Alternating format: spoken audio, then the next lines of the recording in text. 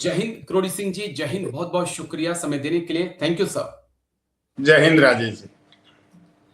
शुक्रिया सर, आपने समय दिया। दरअसल फ्रांस में प्रधानमंत्री मोदी और डोनाल्ड ट्रंप की 16 महीने के बाद मुलाकात हुई, गहरी चर्चा हुई और ट्रंप ने कई सवालों के जवाब भी दिए। उनके जवाबों को देखकर ऐसा लगा कि भारत की बजाय प्रधानमंत्री मोदी को खुश करने पर ट्रंप का पूरा फोकस था, जो मैं समझ पाया। जिस प्रकार से वो कह रहे थे कि जब तक मोदी हैं तब तक मैं बिल्कुल इंडिया के साथ खड़ा हूं।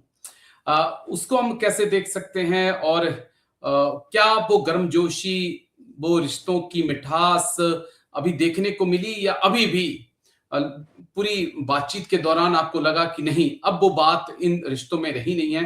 क्योंकि जिस वक्त ये मुलाकात हो रही थी उसी वक्त जो है इंडो पैसिफिक कमांड से इंडो शब्द को हटा दिया गया है। तो इंडो पैसिफिक पर बाद में आते हैं, लेकिन पहले जरा इसको समझाइए। ये जो मुलाकात हुई, दिल हाथ मिले, क्या दिल भी मिले हैं सब? देखिए राजेश जी, दो अगर नेता मिलते हैं तो वो उनकी व्यक्तिगत नहीं होता, वो किसी समाज को, किसी देश को रिप्रेजेंट करते हैं। अमेरिका की पॉलिसी है अमेरिका फर्स्ट, इंडिया की पॉलिसी है इंडिया फर्स्ट। हम इंडिया को ग्रेट बनाना चाहते हैं, वो अमेरिका को ग्रेट बनाना चाहते हैं। तो इस दृष्टिकोण में हमारा कन्वर्जेंस कहाँ कहाँ होता है, डाइवर्जेंस कहाँ कहाँ होता है, ये मुद्दा होता है। अगर कन्वर्जेंस ज्यादा होता है तो रिश्ते अच्छे होंगे, अगर डाइवर्जेंस ज्यादा है तो रिश्ते अच्छे नहीं होंगे। दूसरा, आपने कहा कि वो अच्छे अच्छे शब्द यूज किए, you are beautiful, you are angel, you are killer, I like you, you are you are. Very strong man. तो इन शब्दों का कोई ज्यादा मीनिंग नहीं होता है कूटनीतिक ओके। मामलों में, देशों के रिश्तों में। ये कुछ लोकाचार भी होता है, कुछ माहौल को लाइटर बनाने के लिए भी कुछ ऐसे शब्द यूज करते हैं कि जो सीरियसली बैठे हैं उनके चेहरे पे कुछ स्माइल आ जाए। ये सब होता है, कूटनीति का पार्ट होता है। लेकिन भारत और अमेरिका के जहां तक रिश्तों का सवाल है, लंबे समय से एक दुराव की स्थिति है जी। और दोनों ही देशों की नीति में एक टेक्टोनिक शिफ्ट तो मैं नहीं कहूंगा, एक मेजर शिफ्ट नजर आ रहा है। क्योंकि देखिए, भारत और अमेरिका के जितने नजदीक के रिश्ते हैं, पार्टनरशिप है, वो किसी भी देश से ज्यादा पार्टनरशिप है, व्यापार बहुत ज्यादा है। जी। दोनों एक दूसरे के साथ पार्टनरशिप चाहते भी हैं, लेकिन एक दूसरे पे डिपेंडेंस दोनों ही नहीं चाहते। भारत भी नहीं चाहता कि अमेरिका पे डिपेंडेंस हो। इसी तरह से भारत ये भी नहीं चाहता कि दो दूसरे ग्रेट पावर हैं, ओके। चीन है या रशिया है, उन पे भी हमारी हैवी डिपेंडेंस हो, वो भारत के लिए अच्छी नहीं मानते हैं। तो भारत क्या है, जो ग्लोबल लेवल पे मिडिल रेंज पावर्स हैं जी। उनके साथ अपनी पार्टनरशिप में गहराई ला रहा है। विशेष रूप से फ्रांस के साथ आप देखिए, फ्रांस के साथ जिस तरह हम गहराई ला रहे हैं, लेकिन इसका अर्थ ये नहीं कि हम ही फ्रांस के नजदीक जा रहे हैं।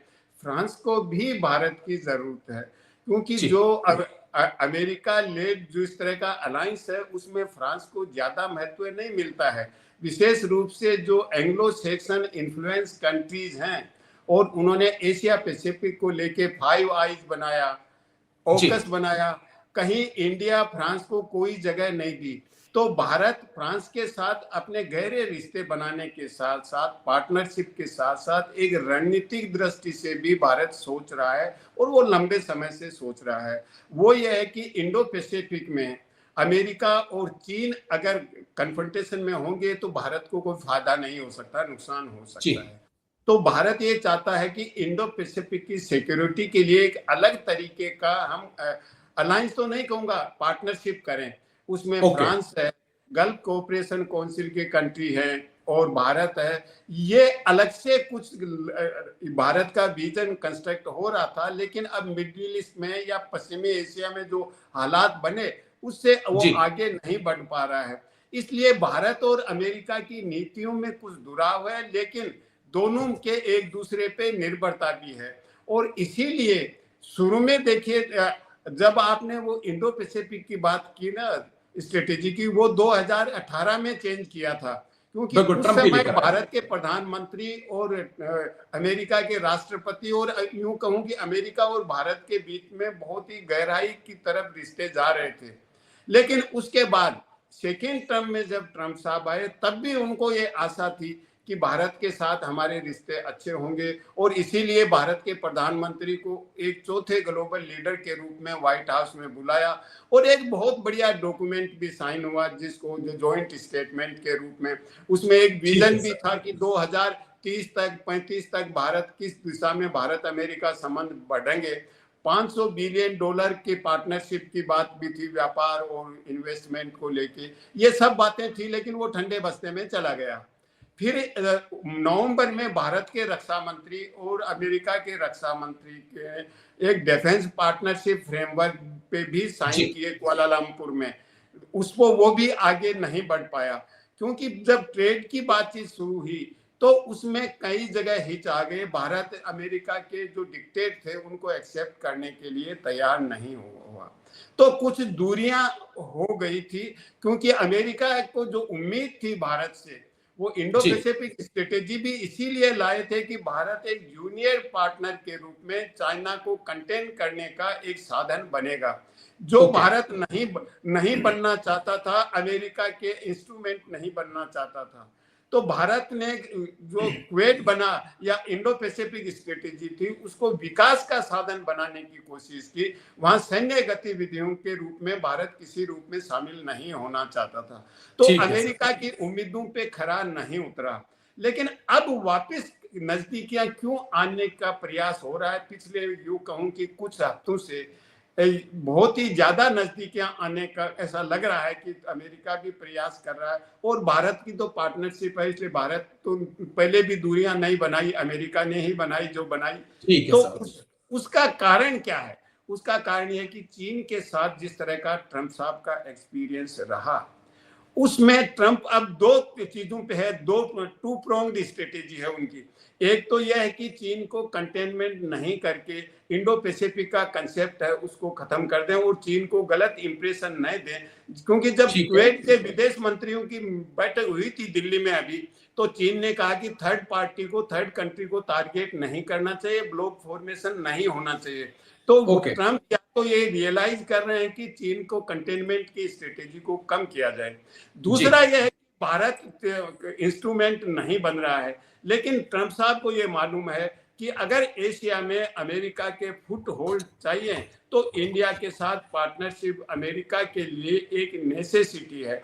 लेकिन अभी जो बातचीत हुई है वो एक समझ विकसित करने का, इसमें कोई नेगोशिएशन नहीं हुआ है, केवल कम्युनिकेशन को सही करने की एक कम्युनिकेबल कोशिश हुई है। लेकिन मेरा, क्योंकि ज्यादा लंबा दर्शक देखते नहीं है वीडियो, 3-4 मिनट के बाद चले जाते हैं, लेकिन फिर भी मैं जाते जाते आपसे एक सवाल पूछना चाहता हूं कि प्रधानमंत्री मोदी ने जो हम उम्मीद कर रहे थे कि जो हमारे नाविक मारे गए हैं उनको लेकर डायरेक्ट सवाल पूछेंगे, डायरेक्ट सवाल उन्होंने नहीं पूछा। उन्होंने कहा कि इंडो पैसिफिक में या दुनिया भर के सीज में जो भारतीय नाविक हैं वो घूमते रहते हैं, उनकी सुरक्षा बहुत मैटर करती है। ट्रंप की तरफ से भी गोलमोल जवाब दिया गया। उसके बाद एक पत्रकार ने भी मुद्दा उठाया तो ट्रंप ने कहा कि इस प्रकार के ऑपरेशन में केवल चूक हो जाती है, कोई अपोलॉजी नहीं, कोई मतलब कोई दुख नहीं, कुछ नहीं। हम कैसे देख सकते हैं सर? आपने कई सैन्य सहयोगों के लिए कई आपने दोनों देशों के बीच कई समझौते हैं, लेकिन जब हमारे लोग मारे गए और उसके लिए अमेरिका के दिल में इतना सा भी दर्द नहीं है, तो हम इसको कैसे देखें? छोटा सा जवाब सर। देखिए, इसमें मिनिमम कर्टसी तो होनी चाहिए, और भारत के प्रधानमंत्री ने जो मुद्दा उठाया वो सी सेलर्स की बात भी की, ओपन सी रूट की बात की, ट्रेड अबाधित ट्रेड हो, ट्रेड में कोई दिक्कत नहीं आई, ये सब मुद्दे तो उठाए हैं। लेकिन जिसकी हम बातचीत कर रहे हैं इसमें जो एक बहुत ही कॉम्प्लिकेटेड मामला यह है कि जो शिप है उसका ओनर तो एक देश का है, रजिस्टर्ड वो दूसरे देश में है, झंडा उस पे तीसरे देश का लगा है, और उसमें जो क्रू मेंबर हैं वो चौथे देश के हैं। तो इसमें एक कंफ्यूजन की स्थिति हो जाती है, जैसे एक देश का झंडा है, एक देश का जहाज है, एक देश में रजिस्टर्ड है, एक देश के लोग हैं, तो क्लियर आइडेंटिफिकेशन हो जाता है कि उस देश का है। अब इसमें स्पष्ट रूप से कोई चीज सामने आए बड़ी मुश्किल हो जाता है। फिर भी अमेरिका एक जो बहुत बड़ी मेरे को लगता है लेफ्ट ये रहा, ट्रंप साहब ने ये कहा कि ये तो ईरान ने किया है, जबकि जी, सेंटकॉम ने, उनकी सेना ने ये कहा कि हमने किया है, हमारे ऑर्डर की कॉम्प्लायंस नहीं किया है। तो इस तरह का विरोधाभास नहीं होना चाहिए, क्लैरिटी होनी चाहिए। जब इतने ग्लोबल लेवल पे इस तरह की चीजें हो रही हैं और जहां कोई इंसान मरता है तो थोड़ा सा ऐसा होना चाहिए। लेकिन भारत के प्रधानमंत्री ने स्पष्ट रूप से नहीं कह के इनडायरेक्ट रूप से कह दिया कि भविष्य में हम इस तरह का ख्याल रखें, और उसके लिए और भी बहुत सी बातें कही हैं, इंक्लूसिव जी, ग्रोथ बिल्कुल। की, इंटरनेशनल सॉलिडेरिटी की, ट्रस्ट डेफिसिट की। तो वो एक सामान्य बातें हैं, सैद्धांतिक बातें हैं। व्यवहारिक रूप से कोई प्रस्ताव भारत ने नहीं रखा। वो इसलिए नहीं रखा कि G7 में भारत था, वो इनवाइटेड गेस्ट पार्टनर था। भारत जी, मेंबर नहीं है, और मेंबर मुझे लगता नहीं कि निकट भविष्य में भारत को बनाएंगे। इसलिए उतनी महत्वपूर्ण भूमिका नहीं होती है। भारत अपने विचार रख सकता है, वो भी साइडलाइंस में, क्योंकि जो ठीक मेन है। मेंबर हैं वो 7 मेंबर हैं, और नहीं, उन्होंने ही हमारा तो अपने देखिए, हम अपने तो बड़े ज्वाइंट सिंपल से, स्टेटमेंट। जी, जी, मैं तो बड़ा सिंपल सा पत्रकार हूँ। मैं तो ये चाहता था कि अमेरिका को ये जो 3 हमारे नाविक उनके हमले में मारे गए हैं, इनकी मौत का मुआवजा देना चाहिए था। जिस प्रकार से अगर हमारे जवान शहीद होते हैं, उनके परिवारों को सरकार की तरफ से मुआवजा मिलता है, वैसा ही अमेरिका से इसकी मांग की जानी चाहिए थी। खाड़ी के देशों में भी ब्लड मनी के नाम से काफ़ी विख्यात है ये चीज़ें। तो इस प्रकार की मांग अब भारत को अपना पॉइंट रखना चाहिए कि ये जो परिवार 3 जिनके अपने सदस्य चले गए हैं, ये जिम्मेदारी अमेरिका की है और उनके परिवारों की देखभाल अमेरिका की जिम्मेदारी है। लास्ट कमेंट सर, कभी हम कर पाएंगे ऐसा?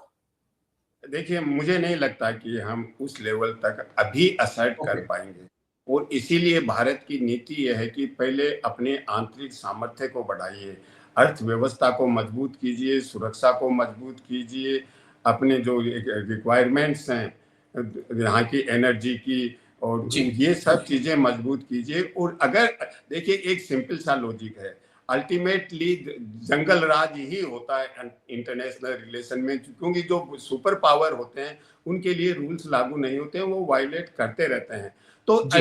भारत पहले अपनी स्ट्रेंथ बढ़ा लेगा, फिर हर बात सुनी जाएगी, भारत असर्ट करके कह सकता है, और उसी के लिए भारत प्रयास कर रहा है। और मुझे नहीं लगा आज की स्थिति में भारत इतना भारत ऐसी बातें रख सकता है। भारत और को चाइना की तरह मजबूत होना पड़ेगा, तब जाकर दुनिया बात सुनेगी। अमेरिका में इतनी हिम्मत नहीं थी कि किसी भी चाइनीज शिप के ऊपर उसने अटैक किया हो या चाइनीज को नुकसान पहुंचाया हो, क्योंकि अमेरिका को भी पता है कि वहां से क्या जवाब आएगा।